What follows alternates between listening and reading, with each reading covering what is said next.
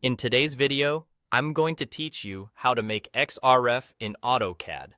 An XREF, short for external reference, lets you bring another file, like a drawing or an image, into your current drawing as a linked reference.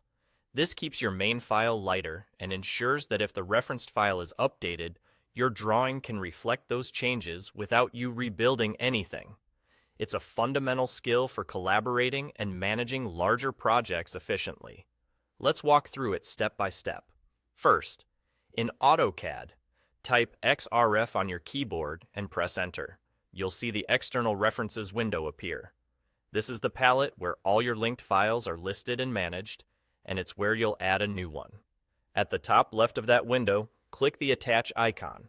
This is the button you use to bring in a new file, such as an image or another drawing. When you click it, you'll be prompted to browse for the file you want to reference. Navigate through your folders to find the file or image you want to use. It's a good idea to keep your referenced files in a well-organized project folder so they're easy for AutoCAD to find later. Once you've located your file, look back at the External References window. Right-click the file or image you intend to use, choose Attach, and then click OK.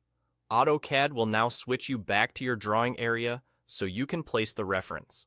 Move your cursor to the spot where you want it to appear, and click to place it in your drawing.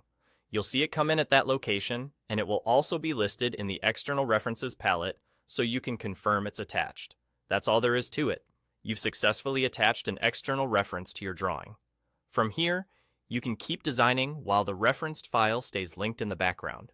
If the original file is updated, your drawing can update as well, which is the big advantage of using XREFs over inserting content directly. A couple of quick tips to keep things running smoothly. Try not to move or rename the referenced file after attaching it, and keep your project folders consistent. If AutoCAD can't find the reference later, it will show as missing in the External References window.